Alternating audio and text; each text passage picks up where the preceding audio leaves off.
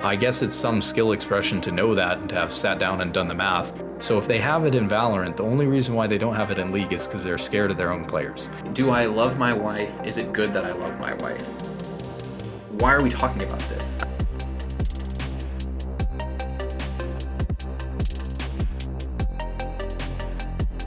Hello, everybody. I'm John Hoelzer. Today, we're going to be doing something a little bit different than what we've done up to this point. Not going to be focusing on, just fun kind of thought experiments. We're going to be talking about a hobby of mine that may be many of yours. I have a guest who is also a content creator and is a very skilled and someone who can speak well to the game League of Legends. It's been a hobby of mine and some of my friends for a long time to play. We're going to be talking to BenTbeyondRepair, I believe is your handle. Do you go by Ben or do you go by Bent Beyond Yeah, Repair? I go by Ben, but in League, people call me Bent Beyond Repair. So yeah. Great. Would you like to introduce yourself? Yeah, so I'm Ben. I play League. I hit Challenger this year, earlier this year. I've been playing for a very long time, since around Season 2, Season 3. So I've been playing the game for a really long time. And I started a YouTube channel about a year or two ago, try to share my knowledge on League with other people, especially people who are like interested in the game at a high level. And it's been going well, but it's definitely been an interesting new challenge. Ben, I am very grateful for your openness to sitting down for a little while and speaking. And so thank you very much. I would say just off the bat, like my motivation here, I mean, obviously I have a YouTube channel as well, but I am interested to speak with you about some of the topics that you've covered recently. I've listened to your recent video on WASD, as well as some of your content on True Skill 2. And I appreciate the way that you think about the changes that Riot is bringing to the game in terms of like what does it mean for the future of the game? What does it mean for the players? What does it mean in terms of like Riot's arc? Like can we imagine they're going to take League of Legends in the future? One thing that you mentioned, which I resonated with personally, for example, which I wasn't expecting. So this is an example of something that you've said that made me want to speak with you, is when you were discussing WASD coming to the game, you kind of listed some pros and cons. And I think one of the pros that even though it seemed like, and you can speak to this, of course, broadly, you're not in favor of the change, that, one of the pros you can imagine is to the health of gamers with respect to like arthritis and carpal tunnel. My main hobby besides making content, playing League of Legends, is piano. So I'm a piano player. And so working at kind of a desk job all day, and then in the evenings, either playing games on my computer or playing piano. I mean, I experienced that myself, even though, as a casual. I mean, I'm nowhere near, professional competitive level of League gameplay, but still, so I wonder that many other people go through the same, have a similar experience. So the things that you're discussing, I think, are relevant and interesting, and yeah. So that's kind of my what made me interested in speaking with you. Yeah. Yeah, I definitely feel like I have an interesting perspective because I started in bronze. So like most players, I've come a long way. So I've experienced what it's like over the years through a bunch of different ranks. I didn't like climb really quickly to the top of the leaderboard or anything like that. It's been a slow improvement process over like the last 10 years. And I've also worked with some teams before in kind of amateur and NA. So back when I was in high school in 2016, I first started working with a team as an analyst, which was Zenith Esports. So they were kind of a tier 2 like open qualifier team. And then I ended up starting my own team in 2023, which was called Palisade Esports, that also participated in open qualifiers. So over the years, I've been interested in competitive as well. And so I feel like I have the experience of a solo queue player at all these different ranks, and also the experience of someone who cares about competitive. And it's tough for Riot because they have to make decisions a lot of times that are catering to, like high rated players, lower rated players, people who don't even play ranked. and also people who are playing in competitive or teams that are dealing with that environment. And it's difficult sometimes because a decision that you make might help one group of people and hurt another group of people, or one Mm-hmm. group supports it and another group doesn't. And a lot of their decisions come down to making tough decisions about choosing between those groups. And I feel like, having been a part of a bunch of different things, I can kind of see at least where the perspective is from those different sides.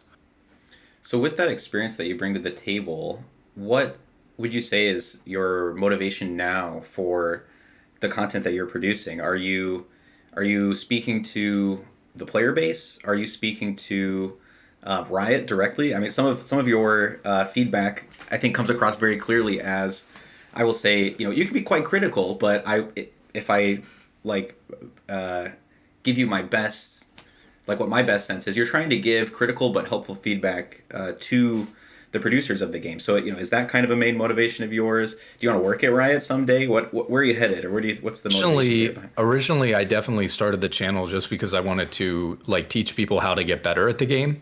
And what I Mm-hmm. realized is that there's so many people who are doing that. While I still like doing that, and I still do some videos on like technical aspects of the game, but and my channel's not that big, but as I started getting bigger and I realized that things I was saying were a lot of times being implemented in the game, that like it seems like they're listening, or it's starting a discussion that's leading to like a butterfly effect where other people are talking about what I've said.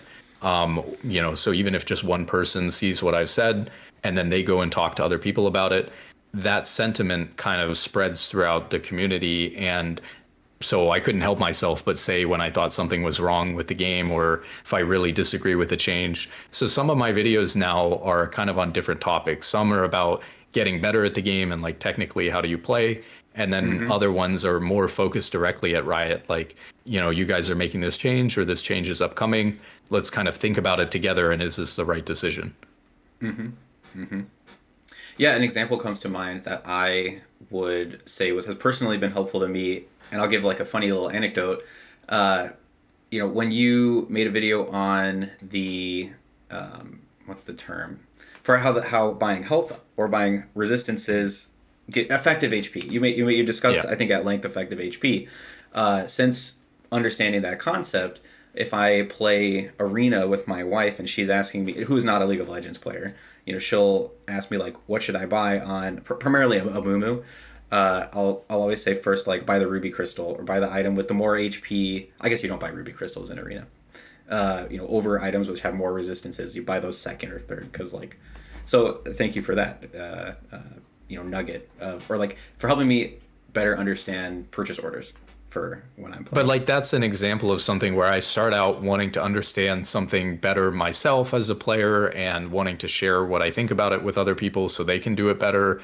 But then it starts a discussion about, okay, well, if we know that this is true, that health is way better to buy early than resistances, why is the game balanced that way? Like, why isn't it even to buy cloth armor if you have 300 versus like a ruby crystal? Or like if you're buying no magic mantle for 400 and you're buying ruby crystal for 400, they're the same cost, so they should be roughly the same value, so that as a new player you're not accidentally trapped into buying something that's half as valuable as the other thing for no reason. I guess it's some skill expression to know that and to have sat down and done the math, but there's not really a reason why the game necessarily has to be balanced like that. So whenever they can remove kind of noob traps from the game, I'm happy, because it feels like it's making the game more intuitive to people. And there's Mm-hmm. so many things about the way that the game has been designed that people haven't really even thought about for years, that they could just make more intuitive or more new player friendly. Which is one of their stated goals, I think, in their Right. some of their dev blogs. They say that on multiple occasions. Yep. Yeah, so that would be a good segue. Can we go a little deep on WASD? I think that Mhm. this is going to be a, like, I don't, is it hyperbolic to use the word fundamental? It's going to be a huge change. It's going to shake up the game at all levels. It's going to shake it up for new players. I mean, we can imagine like how our parents, used cassette tapes and Walkmans, and all we have to do is use a touchscreen to hear music. Like, there's going to be, the next generation is not going to understand what a cassette tape is. Is the next decade of new League of Legends players not going to understand what it was like to have to click move? right click move. Or, clicking is still going to be a part of the game, but so my understanding of your take on WASD, or maybe we should just, because I think some of the people who are going to listen to this video on my channel will not maybe even understand the context for this. Let me take a step back. So League of Legends is a MOBA. It's a very popular international video game where you have characters on two sides of a map, and the objective is to make your way across the map and destroy the enemy base to win. And the way that you control your character is, or has been for a long time, and currently is, you right click on the screen and your character goes where you clicked. This is not common in video games. Any controller based game uses a joystick. Many computer games use WASD on the keyboard to move characters in the game on the screen. What League is doing now is they've talked about a slow rollout of introducing WASD movement controls to League of Legends. That's kind of like just a quick description of what's going on. Help me understand like a little bit deeper what you think the impacts at a competitive level and maybe at like a mid-tier level, like referring to the ELO system, gold to emerald, and for new, players who are just getting into the game. What do you think? What do you think this is going to mean for? It's a huge deal because at a high level, and even intuitively, if you don't think about it, you learn this really detailed skill about where you're keeping your cursor so that you're most efficient. So when you go to attack someone, you have to move your cursor out away from your character and click on them to attack them. And by doing that, you're making it more difficult for yourself to then move quickly in one direction or another because your cursor is so far away from yourself that to quickly turn another direction is hard when your cursor is overextended away from your character. So even a player who doesn't think about how they click at a high level is keeping their cursor very close to their champion unless they're attacking someone, and then they have to move their cursor away from their champion, or if they need to move their screen, then they have to take it away. But you try to minimize the amount of time that you're taking your cursor away from your character. And so it takes a high amount of skill to be able to quickly move your cursor accurately back to your character and dodge. Or when you're moving in between attacks, it takes a lot of skill to utilize this downtime between when you can attack to move as much as humanly possible between attacks. And one of the things that's crazy about the way that they're implementing WASD or WASD is that rather than when I first envisioned it, it was actually different than the way that I've seen it now on testing, the way that it's been implemented, which is I thought that it would be the same as when you input a right click, meaning that if I hit A to move to the left, that it breaks my auto attack, right? Like it cancels my auto attack. And so I would still have to time canceling my auto attack with going to the side with A or going to the, right with D or going backwards with S. It turns out that the way that it works is it can't cancel your auto attack.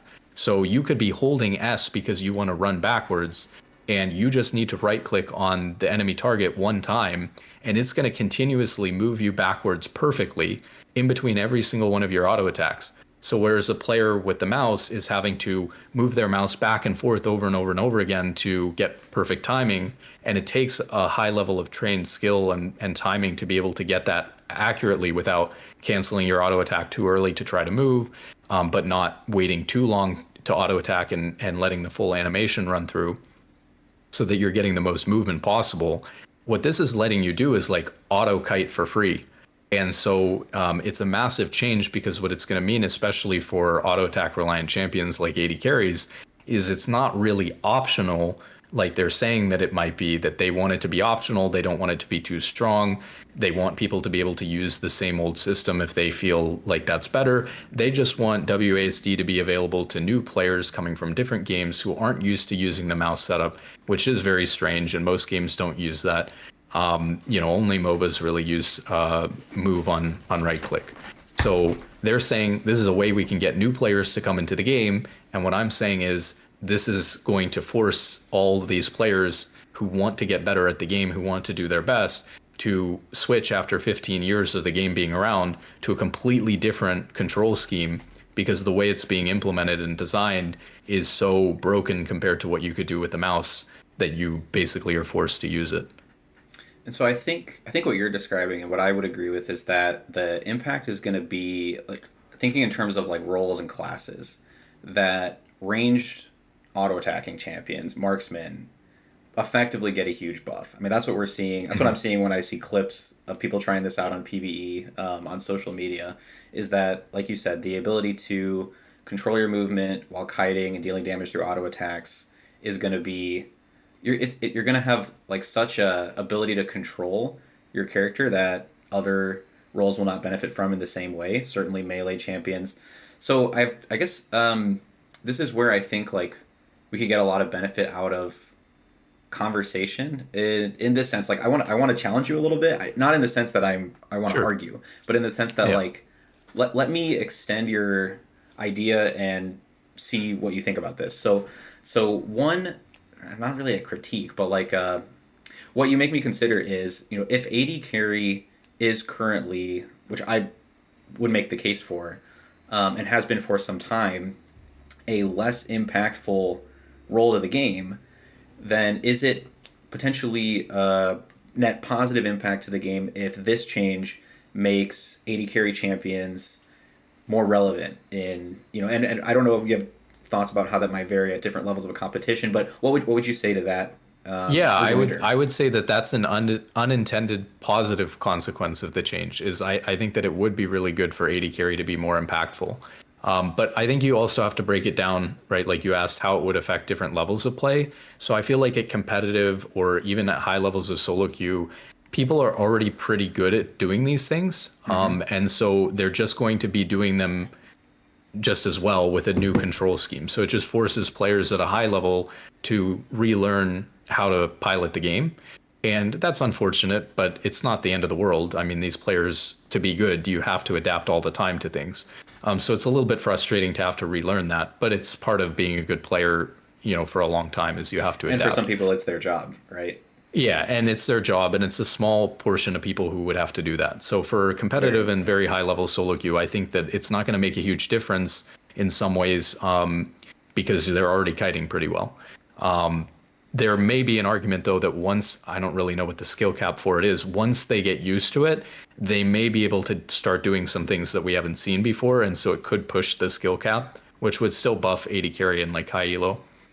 And then you have like mid-range players who have been playing the game for a while, but maybe aren't as good at kiting. I think that's the player that's going to benefit from it the most, because all of the sudden an 80 carry player who is maybe in a average rank like silver or gold, having access to the kiting that you're able to do with WASD is going to really make them a much more powerful, better player. And I actually believe that that is movement between auto attacks like that, in my opinion, is one of the most important things. So I've heard different takes on this. Some people think that it's not all that important. Some people think that it's like really key to being a good 80 carry player. I tend to think that it's really, really important. And so I think it'll have a large impact. For new players, it's probably a positive thing, because if you're a new player coming into the game and you haven't played with a mouse like that before, being able to just use WASD is going to feel intuitive. I don't know that it's going to cause a ton of new players to stick around though, which is the thing, is if the main reason why it's being pushed is because we want new players to play the game or stick around. I don't know that new players are going to try League because they can use WASD. Maybe they stick around a little bit more once they find out that that's the control scheme. But I don't think new players are quitting the game because they have to use a mouse. So I don't know. Where do you see the QWER and DF key bindings like moving to? So obviously there's real estate. When we're talking about going from quarter to, or from click move to WASD, we're talking about keyboard real estate to some extent. So I mean, I Hmm. personally, I keep my main abilities on QWER. I keep my smite on D as a jungler, and I keep my flash on F. Not trying to start a Hmm. like flash on D or flash on F debate No, here, I but have that's flash on that's F, my so we're real fine. estate. All right. Yeah. Some of my friends may hear that and cringe a little bit, but that's everybody can be wrong about something. Uh, so moving controls to WASD obviously means that at least the W ability can't be on W, and Smite can't be on D. anymore. I haven't tried it out myself. I don't know if like the PBE client where this is available. I'm sure that there's like a new default for those, but where do you see? And then my follow up question would be after like where do you see most people rebinding those controls to? Is do you view that as having a disproportionately negative impact on like caster champions or assassin champions that need to have a really quick combo of abilities? Or is that something you've Yeah, thought about at so all? other games like Marvel Rivals or Overwatch have had this binding system for a while because they have like more than four abilities. And oftentimes they use like left shift or like the left click on the mouse in order to do that. And I think that I'm so used to the old control system with QWER for the abilities that I would opt to just move W. And I'd probably move it to left click just because I can use that instantly, whereas like left shift's a little bit more awkward. You usually use it with your thumb, like under your hand. The other issue is that you still use those keys to do other things. So I'm not 100% sure either how that works. So for example, you use shift and then, your ability like QWER to level your ability up. So I'm not sure if that would interfere with that in some way. You also use left click to do stuff, not as much, but you use left click to select a tower or an enemy champion. It's a way that you can look at like how much HP they have exactly. I know like junglers use it all the time if you're doing a buff, or an objective to see exactly how much HP, Dragon or Baron has. So you click things with left click to get information. And so I don't know how that would work if you can just do it without casting your ability somehow. I don't know. But that's where I would probably move it is keep things the same, but then just move an ability to left click. And then let's see, you do lose ASD as well. So I have like attack move on A, but Which is probably not you something I wouldn't would be think using about. it. This is me showing my like plat peaking ability here. I've never played with attack move. It's just not something I've ever even tried. Sorry, I Yeah, interrupt. so attack move I would have on A. Probably if you're using WASD, you just don't need attack move anymore. So that's kind of that Right. one's kind of whatever. I have S. I have like stop on there. Mm-hmm. So I think there's like a hold position and stop position, and stop prevents you from auto attacking. And I may have rebound that, or that may have been the one that was on S, or they may have been swapped. But so what I use S for is to like stutter step, where sometimes you can dodge an ability by just instantly stopping all of your movement. And the easiest way to do that is to have a key like S to just instantly cut off your movement rather than like having to click on top of yourself and maybe you don't click accurately, you're still moving or whatever. And you would have to move your mouse to do that. So I have like S and I'll use that to do things like hide how much movement speed I have because I'm like stuttering forward and they can't see a long extended period of me walking. And so they don't know exactly how fast I'm moving. It's harder for them to register. Or like I'll dodge abilities by hitting S. That would probably have to move. Where I would move it to, that's kind of tough because there's not a spot that's quite as good as S. I probably move it to Z, which I think I have like a joke or a laugh kind of thing bound to Z. And then what that does is it like spams this emote, and on some champions, you'll have an animation for the laugh or the emote that kind of looks Mm-hmm. like you're casting an ability. And For so I like have Thresh, for the example, option, right? yeah, I have the option to either like feign an ability by using Z or the ability to just stop all movement by using S. And I probably have to bump one of those. And I probably rather be able to stop movement. So actually, you know what? Stopping movement with WASD, maybe it just stops the second you release from the key. Yeah, I don't know. Maybe That I'd could. keep Z, and then I just release whatever key I'm pressing with WASD, and I would stop. And then D is the tough one, right? Where do you move the summoner spell to? I'm not a fan of using mouse buttons. So like a lot of people have said, well, I'll just put it on like one of the other mouse buttons. But I don't like using mouse buttons. I specifically try to get mice that don't have a lot of mouse buttons. So that's a tough one. I don't know where my summoner spell would go. Maybe, and this is a crazy answer, I might put it on one or something like that because I'm so used to using items as a support player. Mm-hmm. I use my item slots all the time. I don't think it would be that bad to use something like one if you get used to it. So I might move it there. But yeah, that's one of the tough things for sure is you have to bump abilities to some really weird places. And let with me press you a little WASD bit as on the well. follow-up question. Do you see this having a positive or negative impact on like the caster or assassin roles of champions? On the basis of not Yeah, having all of your ability casting keys right next to each other necessarily. that's tough. I mean, I think people will get used to it. I definitely think it's going to be a requirement for ADC players, but I'm not 100% sure yet that that other champions are really going to need to do it. So, like for me as a tank melee support player, auto attacking is really important on all champions, but I'm not quite kiting the same way a ranged champion would. And so I'm not sure actually yet that it is going to be a requirement for someone like me who's playing, kind of a tank champion like Braum or a melee champion. But for a mage, you still auto attack a lot. Your spacing in lane's really important. You're still ranged. So I feel like it would be worth it to do it as a mage, and you'll probably just get used to the abilities being in a different spot. And you try to put them in the best places that you can so that they're still fast. I mean, maybe people will start putting them on things like one, two, three, four. My theory, and this is not a theory that I can make a strong argument for or would like stand my ground on, but just in the sense of like imagining for fun. Well, I guess if I had to make a serious case for it, it would be, trying to think at the level of organizational strategy for Riot. I'm sure they have people who are thinking about, on a regular basis, what is their competition? What is their player base? How does that impact market cap, market share? And, one of the main considerations is I would think would be platform. So obviously League of Legends, to my knowledge, is right now currently only a PC game. I don't think League of Legends is out there to be played on, consoles like the Switch or the Xbox or the PlayStation. Mm. I think it's just for PC gamers. And so a natural like nugget out there to go get would be the player base that exclusively uses those systems. So I wonder if they're thinking about like making League for consoles and maybe making it different, like a slightly different version of the game like Wild Rift, and then that would be exclusive to consoles. Or if they're, thinking about just straight up allowing people to play from consoles cross-platform. So I don't know a lot of the technical details about how that would work. I want to say though that I think that there might be console or not console support. There might be controller support already for League, because I'm pretty sure I remember BoxBox, who's a Riven player, doing a like a controller challenge with League a long time ago.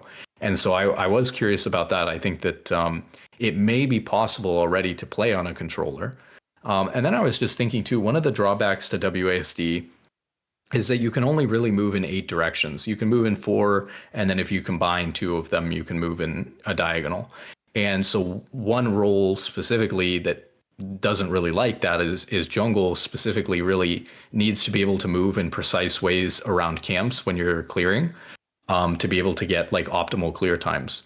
And so it may be the case that because of that, junglers may find, or even on certain champions, that it's not optimal for their clear speed to be playing on WASD. And so unless you're playing maybe a jungler like Kindred or something that really relies on auto attacks, could be that junglers don't opt into it. And I wonder now if there is controller support, I wonder if you could use WASD but with a controller and then get omnidirectional movement with the joystick or something like that with WASD's inputs. But I'm sure they wouldn't let that work, right? But that's kind of an out there thing. Yeah, yeah. As a jungler, no, I agree. So I don't know. I don't know that I will try WASD if Click Move is still available. I don't see them taking it away. I see them only adding No. WASD input control. Right, like and clearing as well as just crossing. The move algorithm, whatever is going on behind the scenes when you click a location that says you're here, you want to go here. We're gonna find the shortest path. It that assuming it's optimized, it is whatever it is, but assuming it's optimized, I can only see it get worse. I can only see a player using WASD control trying to cross a long distance. It's going to be better for those micro, for those Yeah. tactical moves. It's going to be, I think it's only going to be a net negative for people trying to cross the map, make strategic plays if you're trying to do that with WASD controls. Right? Totally agree. Yeah, that's an interesting thought. I definitely think like the auto pathing when you click, a long distance, like you're coming out of base or you're playing jungle and you're going to a lane, it's pretty accurate. I'm not 100% sure that it's 100% optimal. It's like Google Maps has problems with that, right? Because it's like you can't test every possibility. But League is a much more limited map. So it's a little bit easier, but I think generally speaking, clicking in long distances, it is a pretty optimal path for movement. So yeah, definitely losing the ability to know what that is and then accidentally taking a slower route is also another drawback to WASDA. I think that's about everything I want to cover on that topic. Is there anything else you want to say on WASD I controls? will say I watched a video. I don't know what they said in the video because it was in Spanish and it was like auto dubbed on YouTube. But I saw a Uh-huh. video the other day where they had a bronze player play versus a challenger player, and so they had like challenger ADC and a bronze ADC, Mm-hmm. and they had They the had the bronze bronze player player play use with Wazda, WASDA, right? and they Of had the course. challenger player play with his normal mouse clicking, and it was hard to tell the difference between the two, and that's kind of Mm. scary because if that's really the case, then I mean there's obviously they were testing it in an environment where they were like doing team fights over and over again, and they were doing 1v1s with each other and trying to outspace each other, and it was hard to tell the difference. But so there are going to be many, things other than that that determine the game. It's not like that's going to cause the bronze player to go to challenger if their decision making is bad, if they don't know where to be. In situations where you're not just kiting all the time, there's going to be other aspects to the game. But if that causes, AD carry players to suddenly be much better, it's going to be it'll be a really weird situation for sure. So it does seem like it's, especially for AD carry, really, really strong. Mm-hmm. Yeah, there's probably a sense of like, there's an old phrase, a rising tide raises all boats. It's definitely going to raise some boats a little bit higher than others, right? Right, Yeah. across the player base and across the roles. Let me switch gears, and I'd love to speak with you about another topic which you've addressed in detail that I imagine more competitive players think about maybe more than new players. Certainly, players who are creating new accounts on somewhat of a regular basis probably consider more than newer players. And that's True Skill or True Skill 2. Now, I don't have a very good understanding of like to what degree this has been rolled out. Maybe it's been completely rolled out. But I remember, and this was quite some time ago, and this may have been one of the first videos which by which I was made aware of who you are and what you're doing. I think you read through the A like the paper, white yeah. paper for yes for True Skill 2. So would you be willing to kind of discuss what True Skill 2 is? I know you've done this before, but for my audience, Mhm. and then I'd love to ask you some questions about that. Yeah, so True Skill 2 was originally a kind of a ranked system that was being developed by Microsoft for Halo. And what they were looking to do is we have this kind of elo-based system, Mm-hmm. and it's slow at getting players to a rank where they're kind of accurately placed. And we want players to feel like they have a 50-50 chance of winning a match. And so that's how we're trying to get people to this accurate rank. And when you use like a traditional, very simple system like elo system, like in chess, it takes a long time to figure out how good a player is.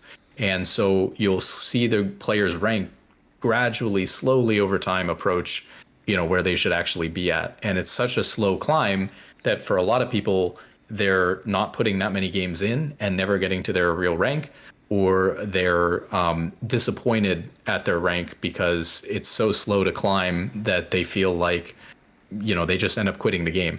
Um, or they don't have time to play that many games, and so they never get put at an accurate rank. And these are all problems Mm-hmm. because you want people to be at a rank where it's accurate. They're winning about 50% of their games, so that they're not at a rank where they're too high and they're being challenged too much and they're only winning 30% of their games because that would be miserable. And you don't want a player, stomping everyone they're playing against for no reason because they're at a rank that's too low.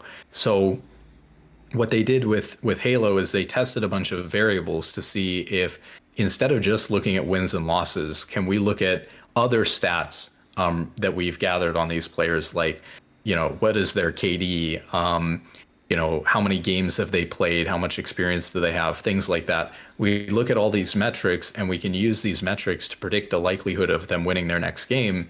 And what they figured out was, hey, if we look at more than just win rate, we have a much better idea of whether this guy's Mm-hmm. likely to win or not. If this guy rage quits all the time, he's likely to a little bit more likely to rage quit and lose his next game than someone who never quits.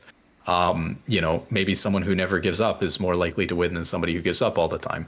Um, if a player has a ton of experience, they were more likely to win. And I think that there's some nuances to those things. Like when it came to experience, I think that maybe initially they were looking at a system more like random matchmaking, where even if you had 10,000 games played, but you're at an accurate rank, I'm not likely to win 60% of my games just because I played 10,000 games, because I'm playing in like GM Challenger and it's hard to win there. And so because I'm at an accurate rank, it's hard for me to win more than 50%, even if I'm experienced. So for experience to be a factor that's weighing in probably means that they were testing on a random match made sample. But there were all these factors that they were looking at. And over the years, a lot of games have turned, other than Halo, have turned to Microsoft and said, we like what you guys did with True Skill 2, and we want to implement this in our game. But our game has different variables, different features. Not everything's the same. And then Microsoft will take that team that developed True Skill 2 and they'll work with that company and that game, and they'll develop a system that does the same thing, that takes more than wins and losses into account and develops a better, faster rating system so that you can tell how good a player is in like 5 or 10 games instead of 200. And then that leads to a better player experience. I had friends when I first started playing League back in season 3 who got placed a little bit too high, and then he like lost 20 games in a row or something like that, and he quit the game and never came back because his first ranked experience was just being placed way too high. And part of that was like he duoed with someone for his 10 placement games. So things happen, but you don't want to lose players who enjoy the game for no reason other than they were placed too high. And you also want to get rid of smurfing, or like people like me creating another account to practice on, and I have to play 200 games to get to my main rank to have a second account to practice on. It's much healthier for the game if I can create a practice account, not get banned for it because people are used to being able to do that, but they move me out of those games in like 5 games and I'm back to playing versus people who are Master Plus in like 5 games. Then it's very non-disruptive and players have a better opportunity to climb against players of their own rank. So for those reasons, True Skill could be a very positive thing. But I get very mixed reactions when I see like what people's sentiment is on True Skill. A lot of people who don't like the rank system now think that True Skill could be really great because when I'm losing games and my teammates aren't playing so well, stats are going to show that I'm a really good player and I didn't deserve to lose that one. And so I can feel a little bit better about, losing a game that I was playing well in. And so some people like it for that reason.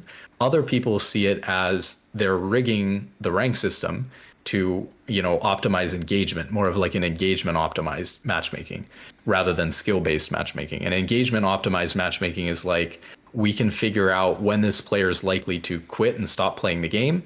And we can feed them wins and losses that are predetermined or likely to go a certain way so that they'll stick around and keep playing over and over and over again. And League has been very clear because they're like a forefront competitive game. We need to have a skill-based matchmaking system. If we have an engagement optimized matchmaking system, people are going to run from our game. Everyone's going to quit. You can't have a competitive game where wins and losses are handed out randomly or in a predetermined way because people are going to figure that out. Bad players are going to be good. Good players are going to be bad. The rating system is going to be all over the place. People will see that and then they'll quit. And so for that reason, there's a lot of, I guess, fear in competitive gaming communities that if we don't know what the rating system is, and we don't, it's secret. We don't know 100% whether they're trying to do engagement matchmaking or whether they're doing skill-based matchmaking. And so people worry when they hear we're going to overhaul the whole rank system and the whole, way that we determine whether you're good or bad at the game is all going to come down to the secret algorithm that we're changing. People panic because they're thinking that they're going to, put engagement optimized matchmaking in or they're going to ruin the game. And I can see that perspective, but probably if it's accurate, it's fine because it's just going to be a faster way to tell whether a player is skilled or not. Yeah, I'm sure Riot is thinking, they don't want to just be a good game. They don't want to just be a great game. They want to be a world class game. They want to be competitive with what else is out there on the market, with what other people could be playing. If you take that for as an assumption, then as the ELO system, MMR, that's all been in place for a long time. I'm sure that they've had conversations at the level of like, okay, if we are going to be a world class, competitive, generational game, however far out into the future, what is the best way that we can place players in games? How can we? I'm sure they're thinking long term. Like, is the ELO system, which I think is most famously used in chess, is that appropriate for League of Legends, or is this system? So I think I like the way that you're thinking about it. Put abstractly, I think the conversation around True Skill 2 is like, what is it? How does it work? What does it mean for the game? What does it mean for players? So I appreciate your discussing like what it is. Thank you very much for your thoughts on what does it mean for the game? What does it mean for players? A thought that I've had is like in terms of how it works, just to kind of get into like the mechanisms of True Skill 2 with respect, like in comparison or contrast to the ELO system. It seems to me like it removes a condenser of information that is currently present. So what do I mean by that? Like when you say that True Skill 2 is going to consider additional information, I think you gave some examples. I also wonder if it's going to take into account like ward score, actions per minute, stuff like that. Those factors, you don't have an algorithm which says how those factors today contribute to win rate, but they do, right? Somehow they do, necessarily, because you play a game and you win or you lose, and other players play the game with some variability in those metrics, and they see different outcomes. They win or lose at different rates and against other players who, and so on and so on. What True Skill 2 does is, rather than like the ELO system, condensing that to win rate and then using win rate as the predictive mechanism, is it considers that information directly. Which is really helpful when you don't have a lot of games. So when you have 5 or 10 games, you have so few wins and losses that you kind of need that information if you're going to play someone accurately that quickly. But not necessarily as helpful if you have someone where you have 200 or 1,000 games. You can rely on the wins and losses better. And that's one thing that's nice about it, is it can do both, right? It still takes wins and losses into account. So once you get more and more games played, can rely less on those individual stats in a game and more on whether you're winning or losing. Do you happen to know if, here are two questions for you, if True Skill 2 is currently like rolled out across all servers or not? Yeah. So what they said a long time ago, like a year and a half ago, is that they plan to have it fully rolled out and implemented everywhere, including in ranked, by the end of 2024. And then we hadn't heard anything all this year, including the end of 2024 about it. And then randomly there was that one sentence in a dev blog saying that we've rolled it out to normal games in Korea and we're still testing it and it's not in ranked. So as far as we know, it's not in ranked anywhere. If it's in normal games in Korea, I would speculate that it's in normal games everywhere, because I would assume usually they would test Korea last, but they could also be testing it there first. So that's kind of hard to say. I'm just speculating on that. But usually Korea being the most competitive region, they would go to Korea last, and then they would go to ranked next if it's working well. So it looks like it's around the corner, basically. Right. And would you know, my second question was going to be do you know if True Skill 2, once it's in place, like informs MMR or removes the need for MMR as such to inform matchmaking? That's a good question. You still have to have some sort of number or rating to match people, but you might steer away from calling it MMR anymore because it's more of your true skill rating than it is MMR. Because MMR is like your matchmaking rating that I guess is more associated with the old system. So you would still have a matchmaking rating, but whether you want to call it MMR or you want to call it your true skill rating is kind of up to people to determine whether they want to call it one thing or another. It'll be interesting to see where they take that from a language perspective. I know that you've considered how Riot uses language in some other areas, like with respect to splits and seasons. So I Oh wonder yeah. how they're going to discuss MMR and ELO and rank once they start talking about True Skill 2 Yeah. more. Once it's like completely rolled out, I wonder if they'll do like a full, dev blog and discussion like just on this topic and give it kind of its the attention that I think the gravity or like the scope of the change deserves. I mean, it's Although a maybe big it's just a change, teeny right? tiny percent of the player base that really cares, right? Who knows? I don't know. I mean, the result could end up being a small change. It may just be a little bit more accurate at placing people in the first 5 or 10 games. So the result may not be that big of a deal, but the change itself is huge because we're talking about kind of the foundation of how a competitive game works is its matchmaking and rating system. And a lot of people play, especially in ranked, for their rating. And so, changing how that works or how that's calculated, and of course, it being a secret, is a really, really big deal and kind of fundamental to the game. I don't want to spend a lot of time on this idea, but something that you sparked for me that I remembered I wanted to ask you about. And so this is going to be just like a little bit of a deviation from technical League of Legends discussion. You said a lot of people play ranked for their rank, like for the value of their rank.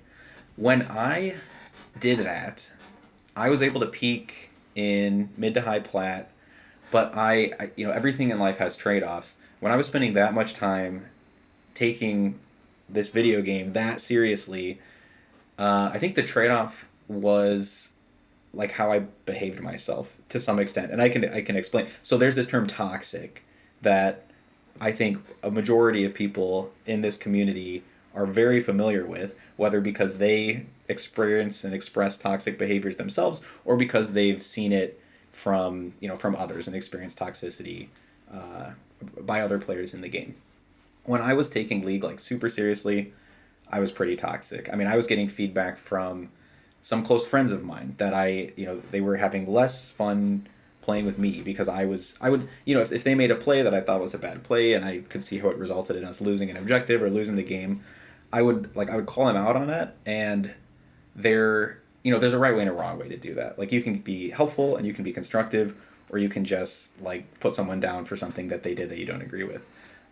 So I in the past couple of years especially, I feel like I've gotten much better at that. I don't think that being toxic is a problem that I seriously have anymore.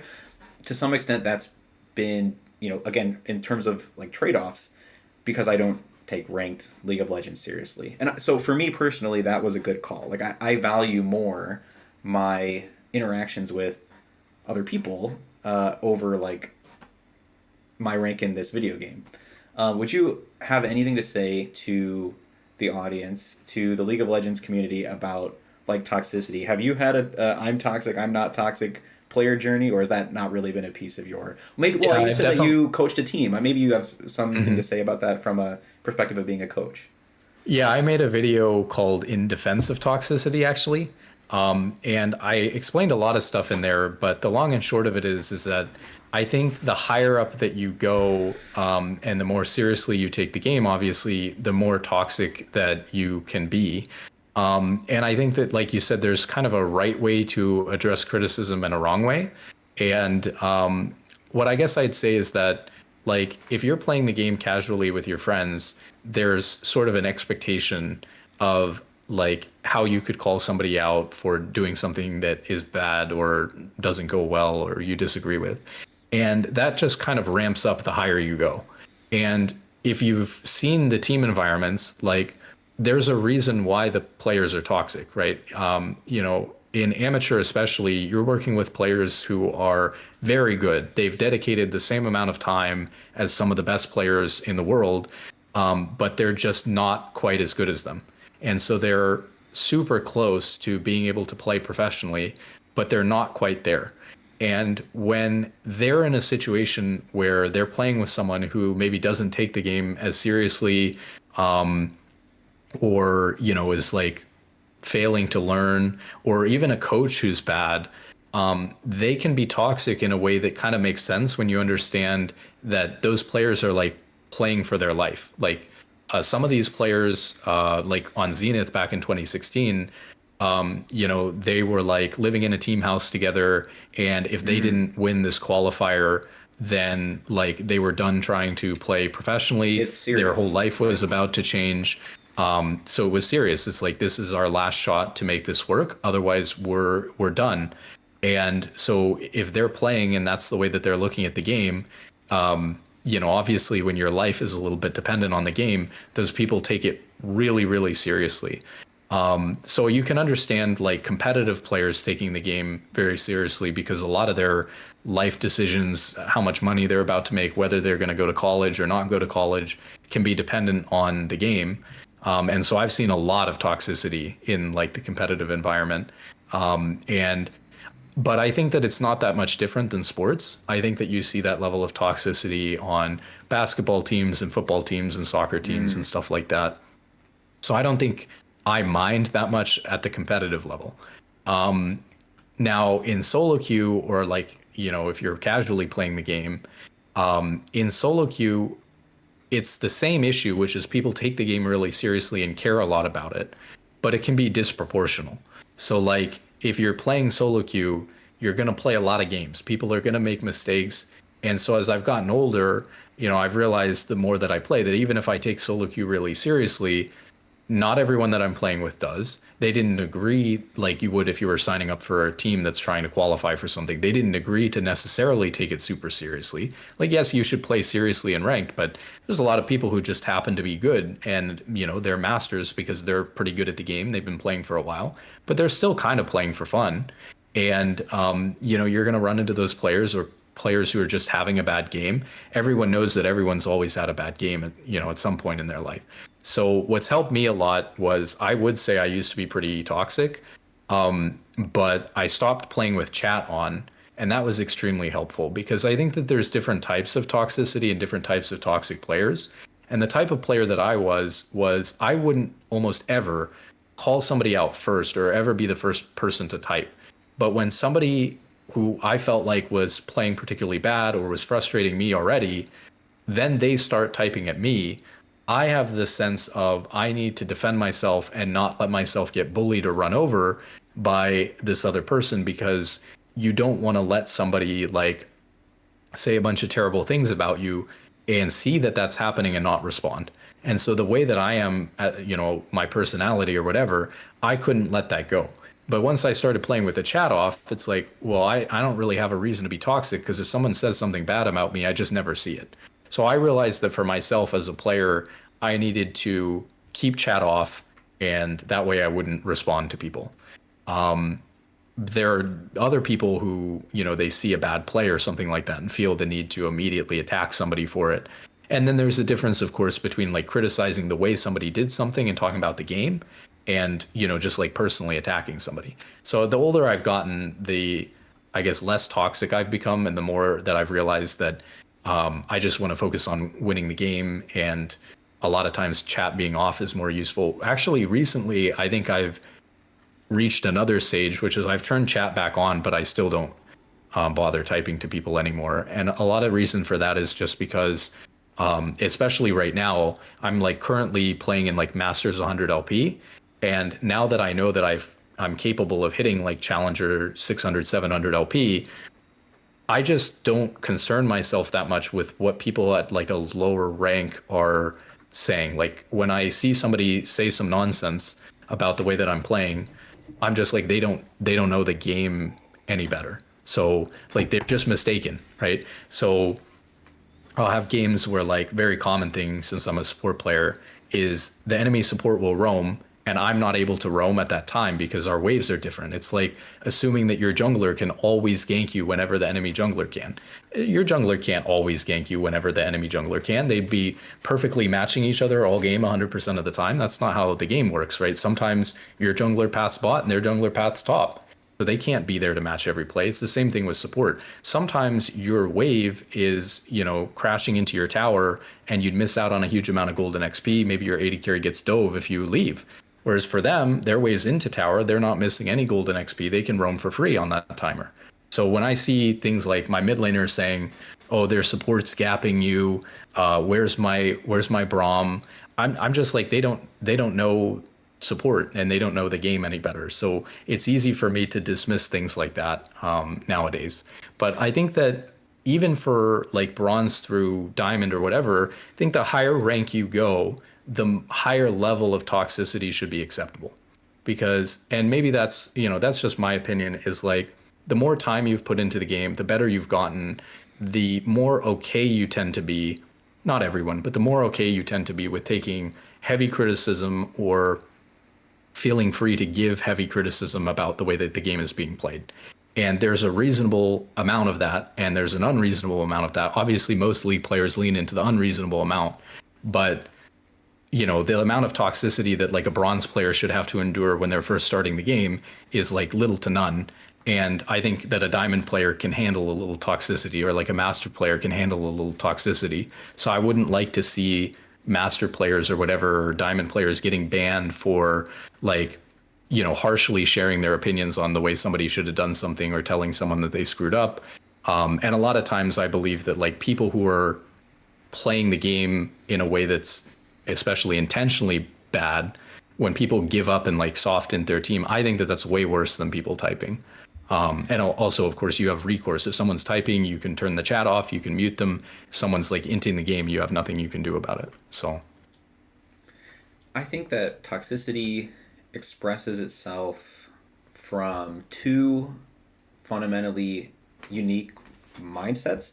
So there's the player who just wanted to have some fun and they started the game, and within the first 5 minutes, they realized, oh, I've signed myself up for another, if everybody FFs 15, 10 more minutes. If not, who knows how long, 20 minutes, half an hour of something that is just not going to make me happy. It's a very negative emotional experience, and then it comes out in chat, or it comes out by griefing.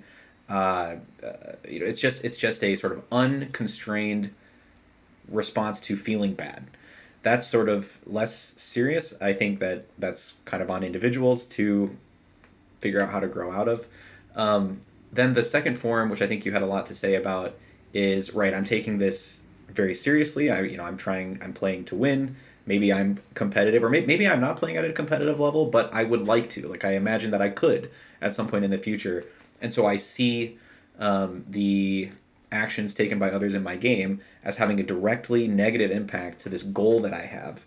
This perception of how the future could be. Someone is standing in my way of that by what they're doing right now, and so that leads to this negative behavior. Maybe it starts out well intentioned. I've been in games where like someone starts to give me unsolicited advice, and if I'm in a mindset to like receive that, great, I'll take that advice. But if I'm not, it just falls on deaf ears, right? It's not helpful. Yep. And then when that falls on deaf ears, or maybe if a player is just doesn't have the level of understanding of the dynamics of a game of League of Legends to even like synthesize the advice into something that they can do with it, then the tilted player, the toxic player will it can just spiral. It's just a downward spiral. I think that the other potential impact of like the community at large and how toxicity is perceived is there's been some discussion on like online League discussion about voice comms, and are voice comms ever going to come to League? And I imagine that like how toxic the lead community is, and Riot would have data on this in the form of, I imagine, like report data. I mean, for those who don't know, if you're in a game of League of Legends, you have the ability to signal to Riot through a report whether a member of your team or the enemy team has significantly negatively impacted your game, either by saying something harmful, or by quitting, or I think there's a couple different categories. So they have that data. I wonder if that's informing at all the decision to someday like develop and introduce voice comms like they have in another of their games, Valorant, which is a tactical shooter. I don't know. Do you think that toxicity has any potential impact on like the introduction of voice comms to League of Legends someday, or no? I think that Riot is definitely scared of how toxic the community is, and that's why they're not adding voice comms. but I think they'd be really surprised. Every time I've ever gotten on Discord, with my team, somebody's linked Discord in the chat. It's always been a really positive experience, and probably the people who don't join, because sometimes not everyone joins. It's like those are the people who would have been toxic, and they don't want to bother with the voice chat and things like that. I don't think it would be as bad as people expect it to be. And I think especially for high level, the benefits outweigh the negatives like 100%. Obviously, they can enforce it. It's something that all these other games have. It can make the game feel so much more fun than just sitting there and grinding by yourself or with one other friend. I mean, you have to keep in mind too, in solo queue, you can duo up to masters now, so you can duo in masters. But in GM and Challenger, you can't even duo. So you're just sitting there playing by yourself, and it's a very isolating experience. And every time I banter with people, this is one of the reasons I always struggled with turning off the chat. It's like I've met a lot of great people through League, and sometimes through like the worst banter. I met a good friend of mine, Sam, who's a Zed main, in solo queue because I had a Riven player on my team, and the previous game, the Riven and I had won like this big 40-minute comeback. And the next game, the Riven player was having a really bad game, and he was like 0-10. He was struggling really hard, and that's when I met Sam. And Sam is this Zed player who was like flaming the Riven, and then he started flaming me because I was defending the Riven. And he added me after the game so that he never had to queue with me ever again, right? So that he could see when I was queuing up for a game, and he never had to play with me again. And we became really, really good friends because I kept trolling him and telling him every time I was going to the bathroom, every time I was getting some food, I would say like, hey, I'm going to the bathroom. You can queue up right now. I'm going to go get lunch. Why don't you queue up? And this went on for days. And so I started trolling him, and then he thought it was funny. And then we actually ended up playing together, and we ended up duoing for a while for like over 100 games. So sometimes even the negative experiences, if you roll with it well, can be like really fun, positive experiences. And so I found that when I have like positive interactions with people in League, it makes the game so much more interesting when I know the people who are involved with the game, when I get to know them a little bit better. And High Elo especially is a really close-knit group of people where you're playing with the same people over and over again. And getting to know them and their story a little bit better would be super interesting and fun. But even in lower ranks, even if you're not playing with the same people all the time, meeting random people through voice chat and stuff like that is a great way to make the game more social, more fun, less isolating. And, so I think that it would be a great addition to the game, aside from the, the positives of actually being able to communicate about the game and stuff like that. So I think Riot's too scared about it. I'm sure that they could moderate it just fine. I mean, people might go a little bit too hard with it, but you just, those people get restricted from using voice chat. Their accounts get banned for a little bit, like you did with, with text chat. You just have some bans and stuff like that. And so I think it would be such a positive thing once people get used to it and know how to behave, that they really should do it. And they have it in their other games like Valorant. So if they have it in Valorant, the only reason why they don't have it in League is because they're scared of their own players. And I think that they should add it and see what happens, because my experience has been super positive, talking with people and meeting them and stuff like that through League. I love the story about Sam that you shared. Yeah, I've never heard that before. I don't know. I guess in my own personal life, this is not for me, but a good friend of mine actually met their closest group of friends through gaming, to the point where he was in one of his friends' wedding as a member of the wedding party, and like they would never have met and become close friends if it weren't for. So there is this, like, if you're open to it, this other beautiful side of being a part of a community that's all gathered around, like, enjoying the same thing. Yeah, I thought that was very nice. Just sharing a positive message in the chat can be, and then ignoring the rest of it, or even you could just type like typing and move on, which is kind of neutral. It's not like positive or negative, but I've been someone who does that. If I'm getting typed at by a teammate, getting flamed, I'll just be like typing, and then I'll refocus on what I'm doing, so I'm not being distracted by the chat. I think those can actually have a positive impact on the gameplay of your teammates by limiting distraction, or by making possibly like making them feel a little bit better while they're playing. Have you seen this as well? Would you agree? Yeah, there's definitely players that get too distracted while they're typing, and then it impacts their ability to play the game. It impacts your long-term ability to improve at the game because you're so focused on the mistakes other people are making that you can get into a mental state where not only are you focusing on their mistakes, but you're not focusing on your mistakes at all. And so one of the other reasons why I think I've been much less toxic is like I'm so focused on figuring out how I can play the game better to keep up at this level that it's like I don't have time to really be thinking about all the mistakes other people are making. So it's kind of a double-edged sword because you can learn from mistakes other people are making in your games too. I think it's super helpful to be just toxic enough to recognize your teammates' mistakes, see how bad the players at your rank are playing, and what the flaws in the players at your rank are, but not toxic enough that you're then going and telling these five random people you'll never see again or whatever what those flaws are, because it's helpful for you to notice them and like not do them yourself if they're common traits or problems of the rank that you're at.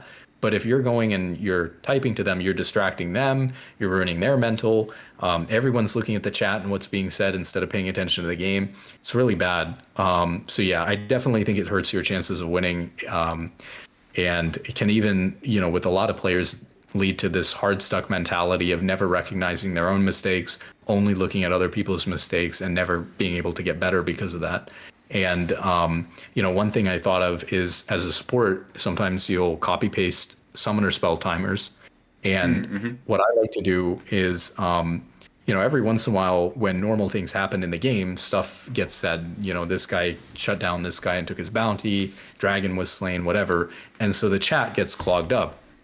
And so as a support player at a high level, one thing that's kind of funny sometimes is you'll have summoner spells on your clipboard that you're copy pasting over and over again, and you can like spam paste it. And so sometimes if people are yapping too much at each other, like you said, typing to remind them that we're playing the game, I can just control V a couple of times the summoner spell timers so that, and get rid of, I'll clear their toxic conversation. And remember, like, we're supposed to be focused on, like, okay, their 80s flashes up in 2 minutes. Are we doing something about it? Like, just spamming their summoner spell timings in chat and stuff like that and clearing the toxic chat is a funny way to remind people that we're still playing the game. Yeah, I hadn't thought of that. Thanks for that tactic. That's something I'll potentially keep in mind. Tell us a little bit about why you wanted to start making content, what your experience has been like since you have been, and where do you see the channel going? Yeah, so like I think I probably uploaded my first video on this channel like 4 years ago, but it was really on or off in the beginning. And so I really haven't made videos seriously or consistently until like the last year or maybe a little bit over a year. And it's been a really interesting experience. I think that there's a ton of parallels to playing League. And you're thinking about how you're doing it and you're trying to get better over time at what you're doing.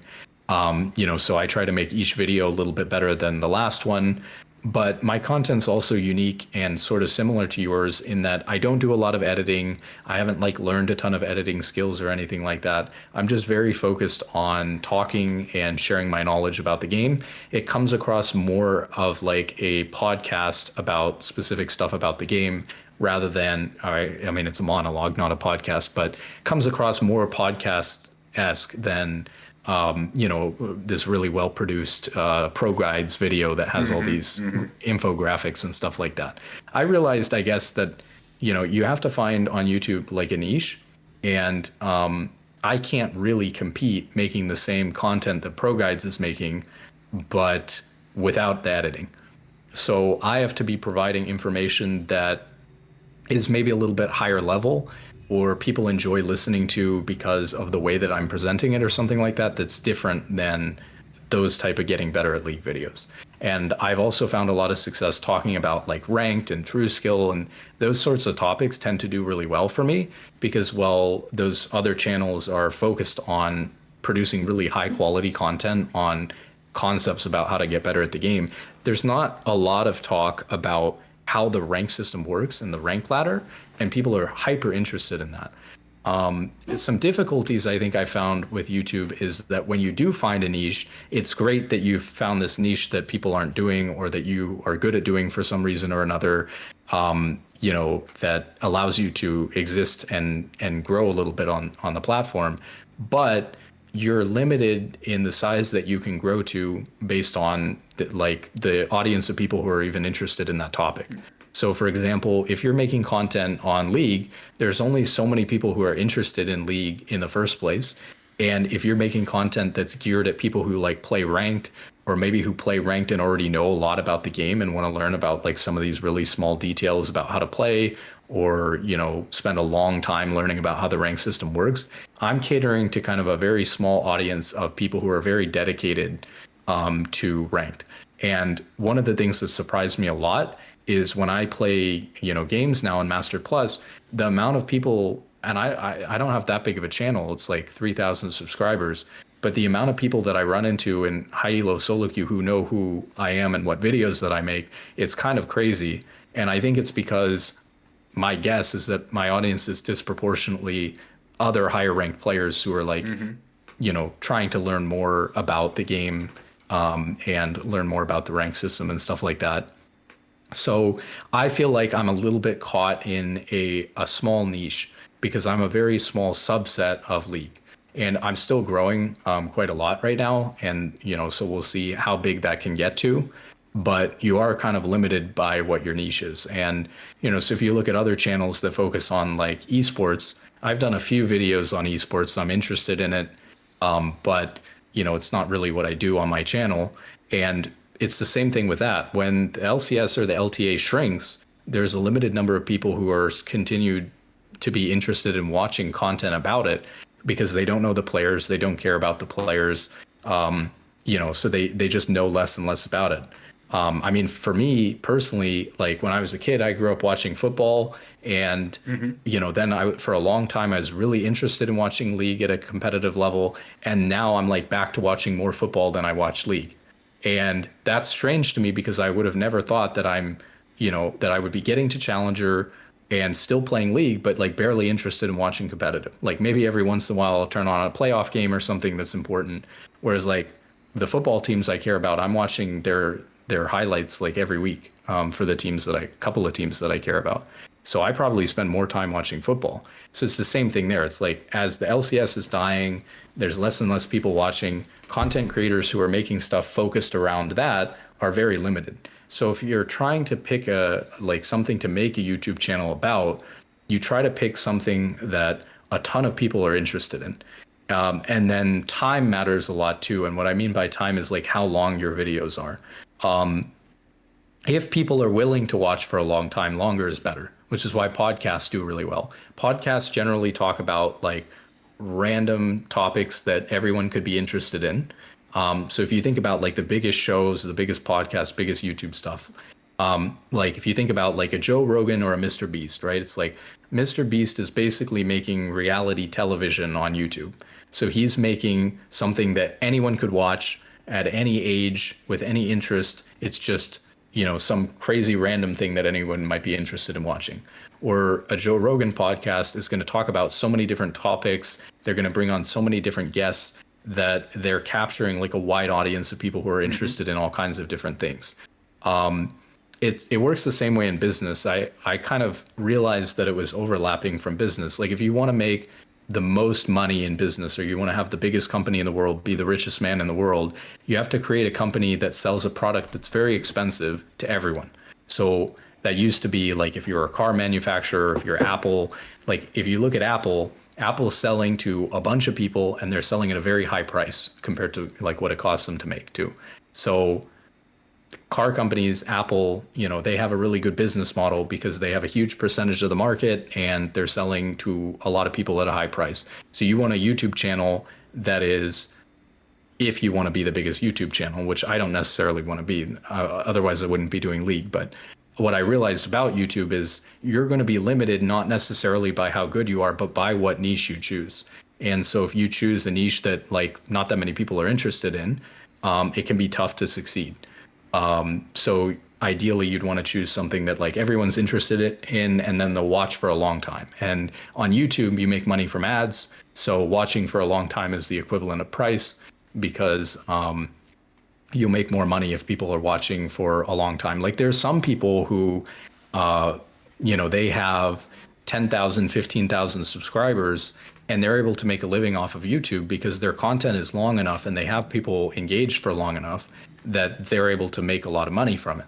Whereas there's clips channels and stuff like that who have 10, 15,000 subscribers who are getting a ton of views per video, and they could never make a living off of that because people are not watching for a very long time and they're not making very much ad revenue.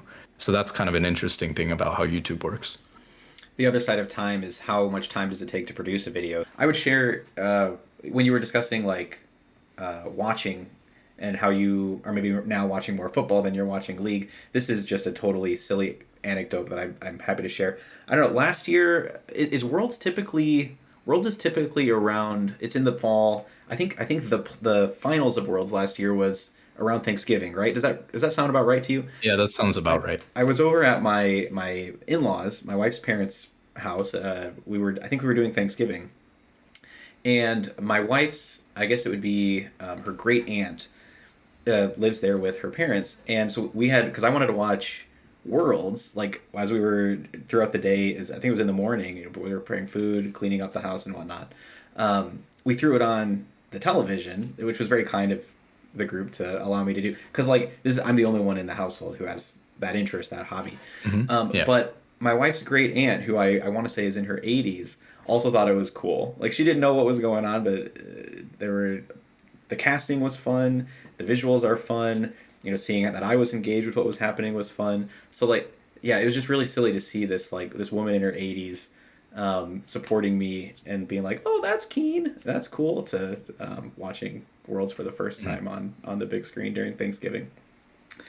Yeah, thank you very much for your thoughts on producing YouTube content. So it sounds like you have a perspective that you should be goal oriented.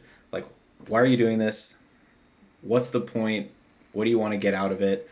For me, I think I've always had a intrinsic motivation to do like video production. I have a memory of in junior high and then again in high school for like a school project. I asked my parents for like a birthday gift or a Christmas gift for. Do you remember like those old recorders that had like a flip, like a thing that flips out and that's the camera, but then it goes back in and it's kind of like holding a phone. I don't remember what those were called, but I got that as a gift from my parents, and I had produced it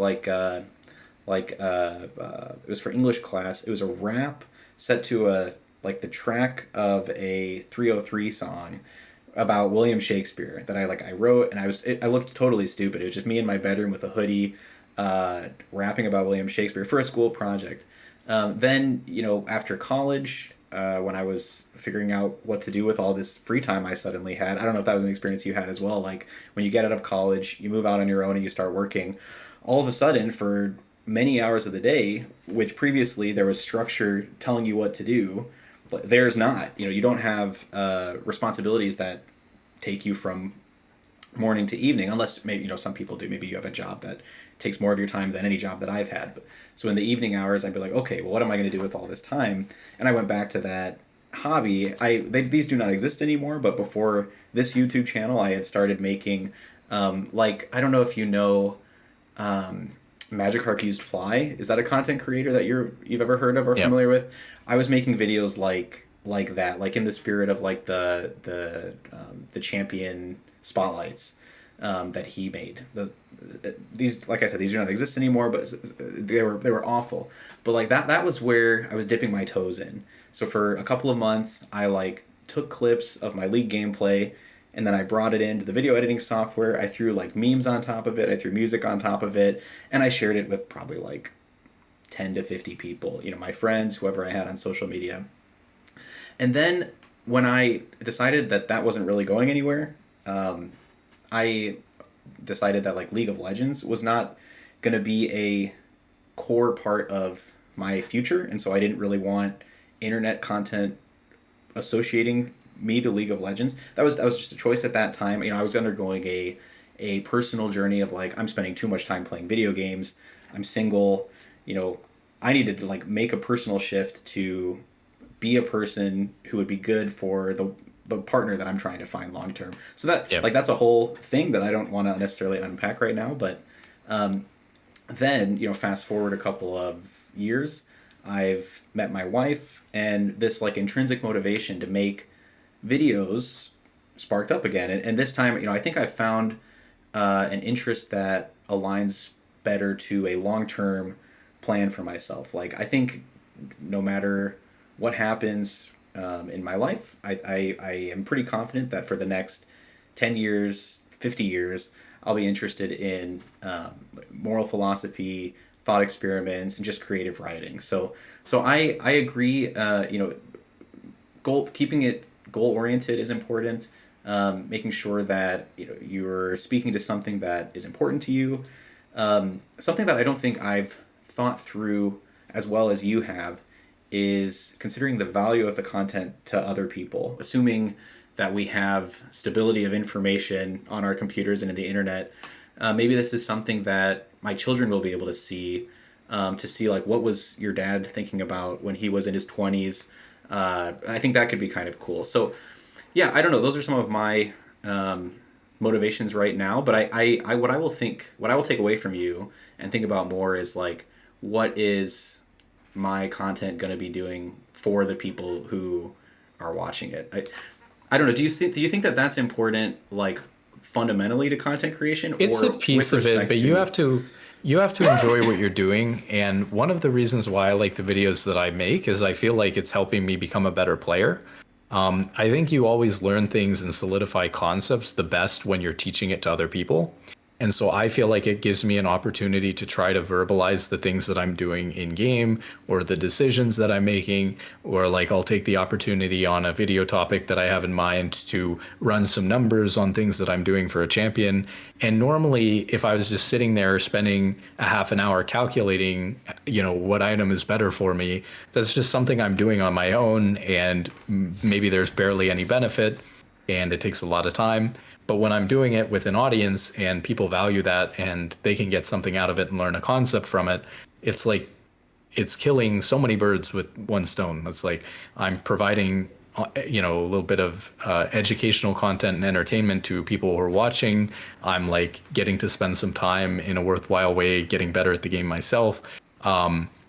So one of the biggest things I think I'm getting out of it is actually just being able to become a much better player since doing it. I think I went from Masters to Challenger while I've been doing YouTube. And I think that it's in no small part due to the fact that people have called out like many, many different flawed notions that I had about the game. And, I'm humble enough to recognize that the game's so complicated that even for a player who's getting pretty high up there, there's so many things that I don't know about. And, throwing the wrong answer out there on the internet is like the easiest, fastest way to get, the right answer. And so there's so many things that I've learned from League, from my audience, that I feel like I get a lot out of it when I put in time too. Would you have anything to say about work-life balance or like work YouTube life balance? I don't know, and I'm not trying to get into anything personal that you don't want to share, but like I'm assuming if you're like me, you have another source of income than YouTube to like support yourself and your family. What has that been like for you since you've been taking it more seriously? I have a degree in economics and I do like wealth management, financial planning. And, Gotcha. I'm lucky that my schedule is kind of flexible. It's like I have meetings and I can work around meetings. Everything's online and from home. And so that makes things a little bit easier on me, but it's not easy to balance so many different things at the same time. Like I'm trying to play quite a lot of League.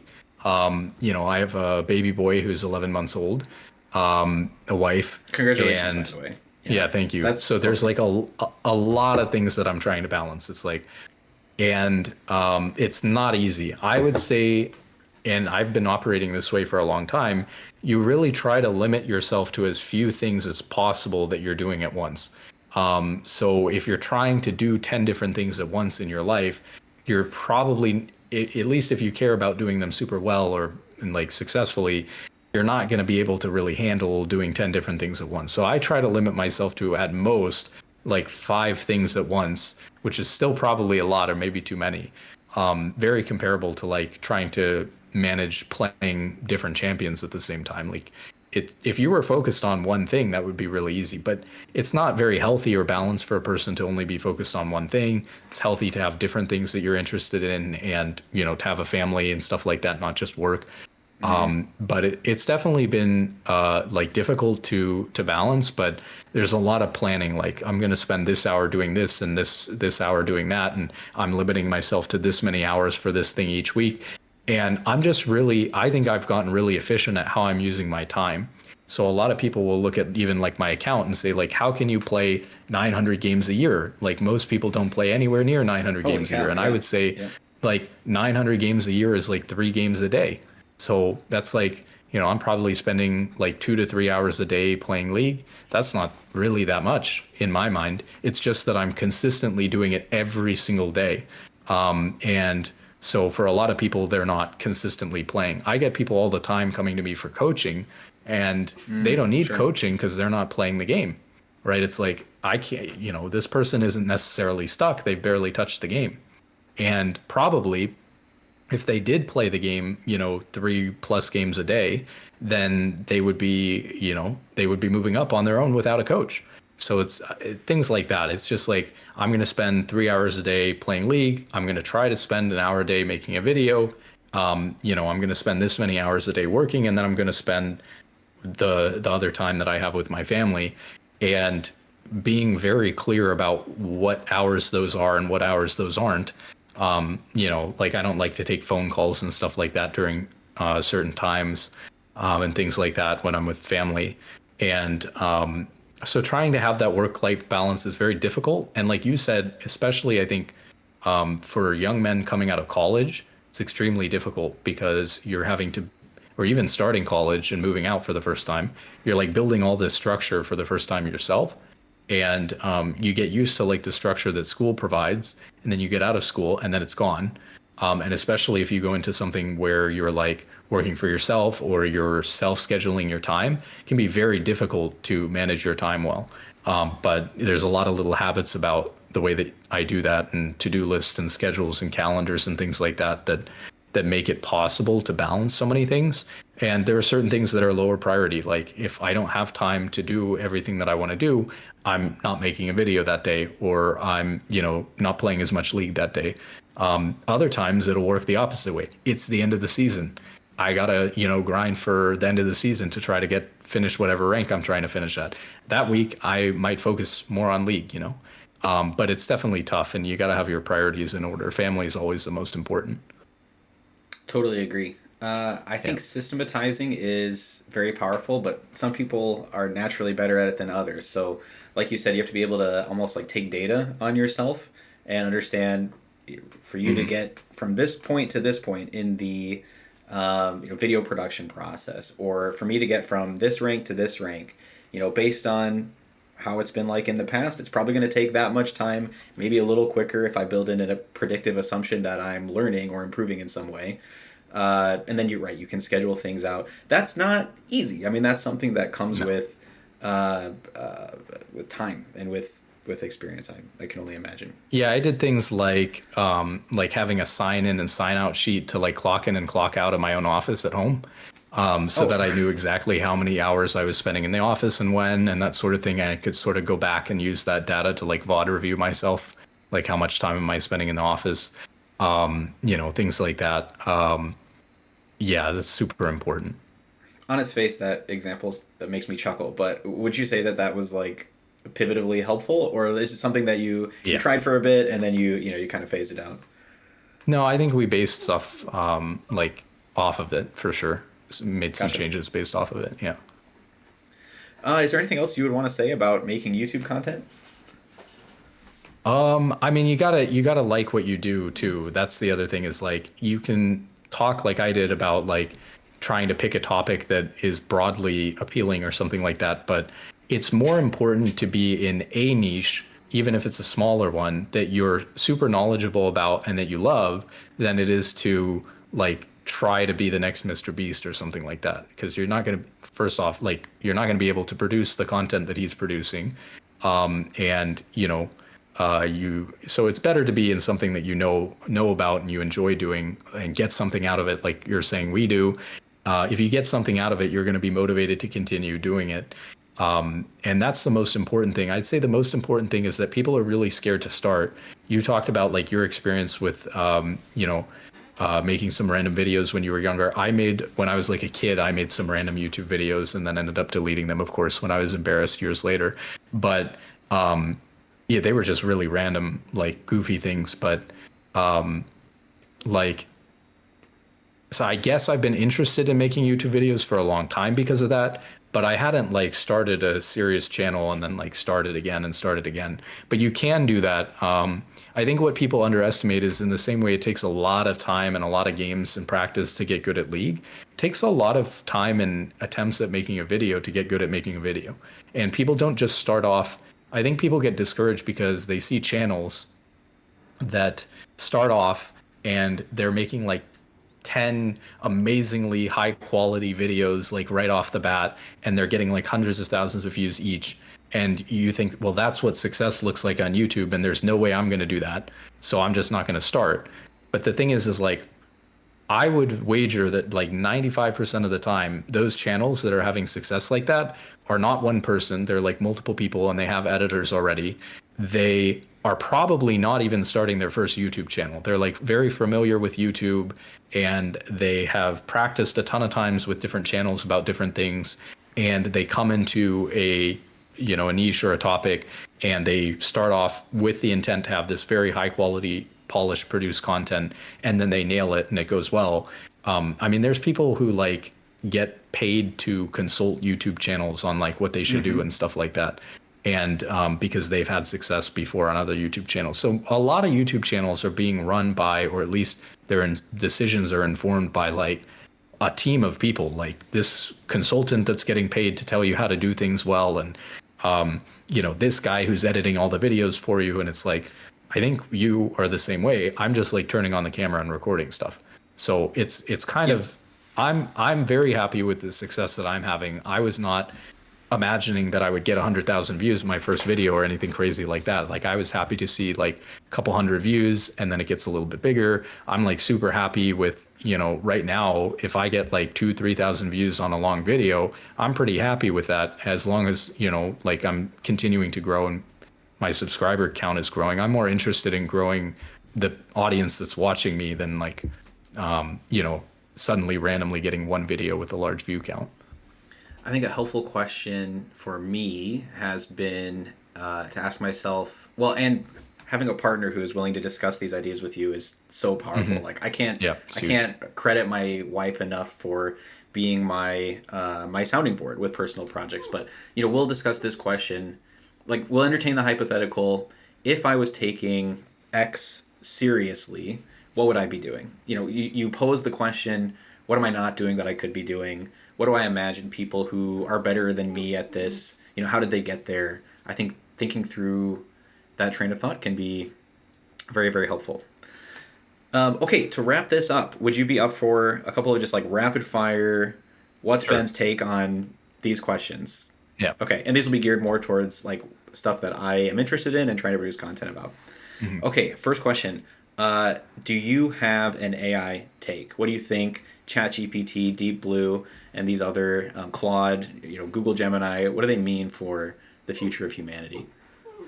Yeah, I mean, as a finance person, I definitely have a take on it, mostly from the financial perspective, which is I think it's bubbled right now.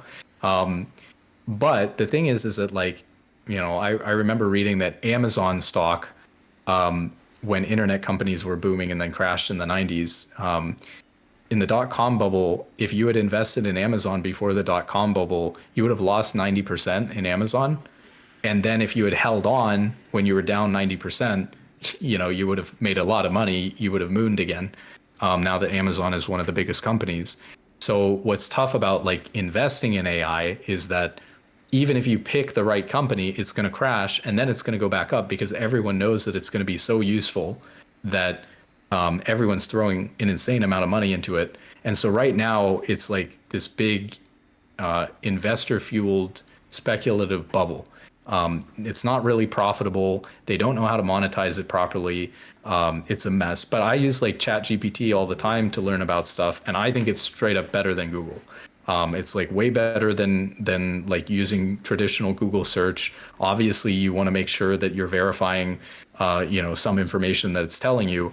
But how quickly it can like teach you about things is really, really helpful. But there are problems with it. Like, for example, anytime I try to talk to it about League, it's a disaster. It doesn't know anything about the game, unfortunately, and it surprises me because there's a lot of good data websites about the game. But if I ask it, like what runes to take on Braum, it doesn't know. Its answer's like not even close to wrong. It's like completely wrong. Like I don't know where it could have possibly gotten the answer from. Can I ask you about So that? So are yeah. you asking ChatGPT just indirectly without any information that you've input into the system, just like assuming it's training data about like that kind of question, like what should I build on Braum? Yeah, I've Because asked it before, certainly, like what rune should I take, what build should I go? Its answer's yeah, wrong for sure.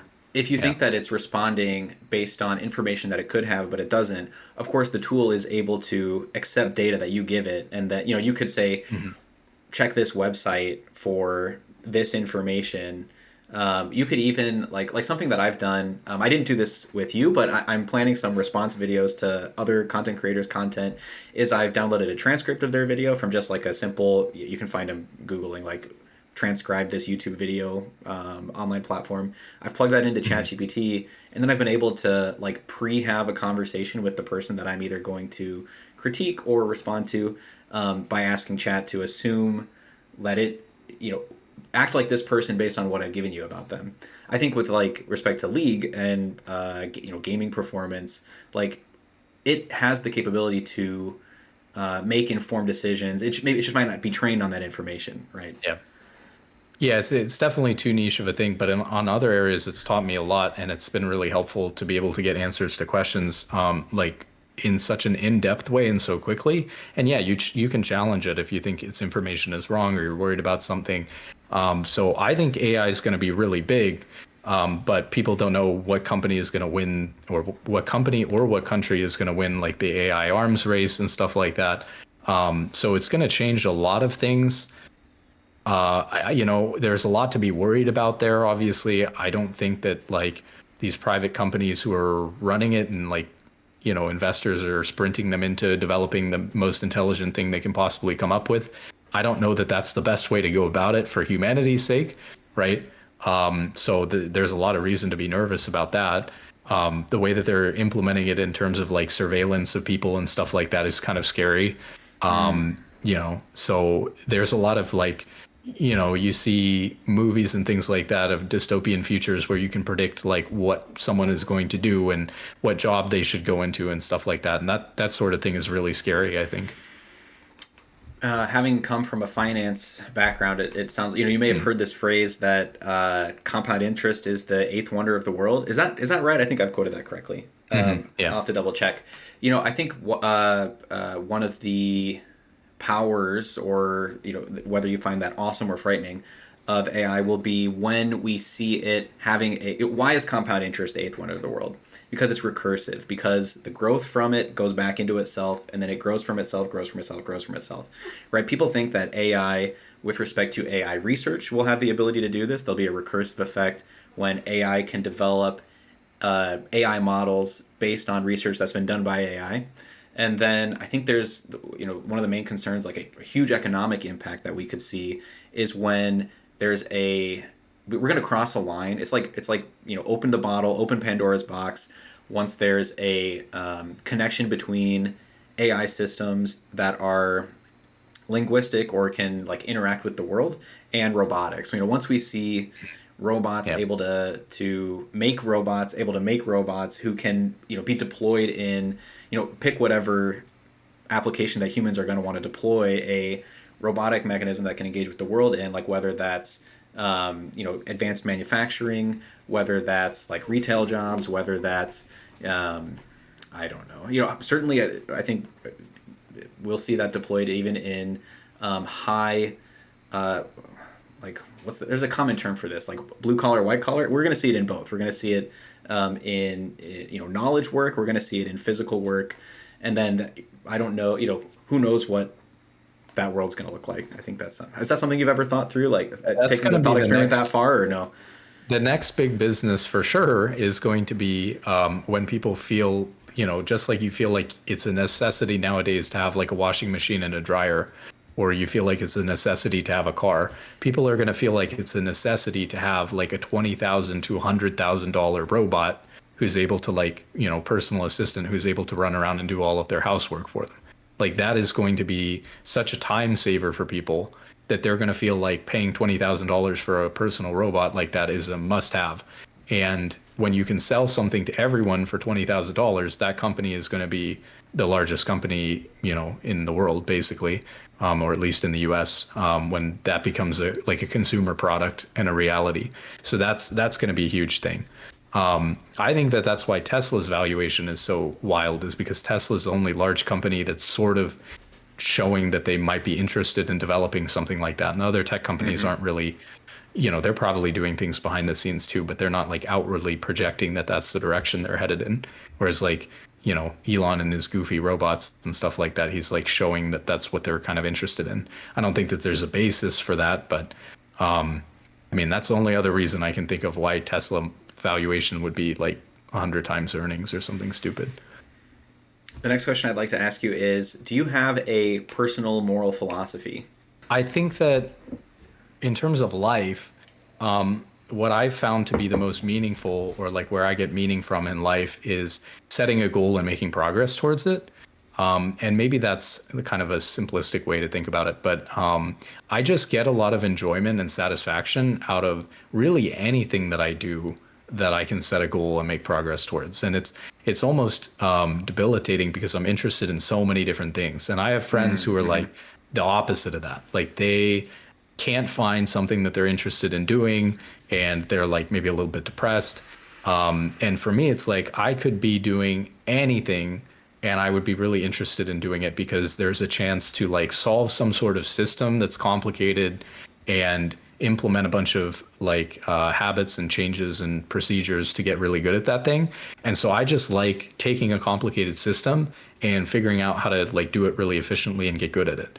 And so that makes life for me really easy because I think that life is basically just about like finding something that you enjoy getting good at, setting goals and getting good at it, and then having kids so that they can set their own goals and have their own lives so that they can enjoy doing stuff. Yeah, you've made me think of. I mean, maybe you know this. Maybe you would be surprised or interested to know. When you say like what's been really meaningful for me is identifying a goal and then moving towards it. Many psychologists believe that that's like fundamental to human perception of the world. I mean, we see objects in terms of how we can use them. We experience positive emotion when the state of the world as we observe it matches our predictions of it, and we feel negative emotion when they don't. I mean, the word chaos sort of can mean like I don't know where I am, or something that I believe to be true, I've suddenly found is not true. So you wouldn't say that you subscribe to like deontology or utilitarianism or no, not necessarily. You keep it at the I definitely very pragmatic think level. something that I've grappled with is like there was like when I was in college, there was someone who was in my class who was like, I don't know what the exact term for it is. You'll know, but like everything's predetermined. Determinism, I think. Yeah, determinism, something like that. But basically, he thought that like everything is already predetermined. There's nothing really any of us can do about it. Like, if I feel like getting up and making a YouTube video today, that was decided like thousands of years ago. There's nothing really that I can do to change that. Like, it's all just my biology playing out and the way that things have happened up until this point. And so, what can you do? And I've struggled with thinking about that for a long time, but I can't see how I would ever want to believe that, or even if it's somehow true, I think it would be so unhelpful to operate your life that way that I would rather believe that it's not true and, make the best decisions that I can and feel like I'm in control of my life and do things that I think are good and enjoy doing rather than like, I feel like if you adopted that mentality, then you'd be like, oh, well, I can just do nothing today because that was already bound to happen or something weird like that. And then I feel like that would not lead to being successful. So I wouldn't be happy with that. You mentioned things that I think are good. Let me ask you, what do you think is good? What does good and bad mean at a philosophical level to you? I'm not very religious. I am a pretty scientific minded person. So I think that and one of the reasons why I struggle with religion is because I feel like a lot of religions ask you to put the religion above your family. And for me, the most important thing is family. And so I couldn't imagine like following a philosophy that asked me to put religion or some belief before my family. But I think that basically what would be good for me is something that is, I mean, it's tough to define, especially without like a objective morality. But I would say that things that are generally good for me or things that are good for my family, things that are bad for my family or bad for me. It's pretty simple, something like that. Yeah, But sometimes that's tough we. because I mean, if you did something bad, obviously there are things that I think are bad. Like you could do something bad that benefits your family. I would still say that that's bad, right? So, if I stole a bunch of money or something like that, I would still think that that's bad, even if it benefits my family. I guess there's like other things that you care about besides your family, just less. So I still care about my community, and then it gets bigger and bigger and bigger out as you go. So, I care about my community, my state, my country. I wouldn't want to be stealing from like other people in my community or my country, to a lesser extent the world, but I wouldn't really want to steal from people if I can make money a reasonable way that I feel like is more fair. Sure. Yeah. Sometimes when we try to define, so this is the tension that I asked this question with to kind of like peel back the curtain of my own mind. If we if we try to define what is good and what is bad, we can almost always find a counterexample. Like take it to the Hmm. ad infinitum or the ad nauseum. You're going to find some thought experiment that well, not necessarily. Almost always, in my experience, you almost always find something which breaks the rule. And then there's the other side of it where like what is good and what is bad. It doesn't need to be defined. Like it's obvious. You know it. Hmm. There are some Yeah. things in life that you just know, and to ask the question is like the wrong. It's like the wrong thing to do, and that's just Yeah, it's so kind of a obvious. waste of time sometimes. Yeah. Like, do I love my wife? Is it good that I love my wife? Why are we talking about this? I Yeah. feel that it's hard to make an argument for that. Someday I think I will take on that project. Is like, how do we? Is it worth philosophically substantiating the completely obvious or not? But Yeah. um, okay, I think that's all I want to cover. Thank you so much Yeah. for Thank you. your openness, for your time. It's been a pleasure to meet you. I'm gonna do the like classic YouTube thing and ask you, where can people find you? Yeah. My YouTube channel is Ben Beyond Repair. I have a Twitch channel that's also Ben Beyond Repair, but I don't really stream on there very much. So mostly just YouTube at Ben Beyond Repair. Yeah. Thank you.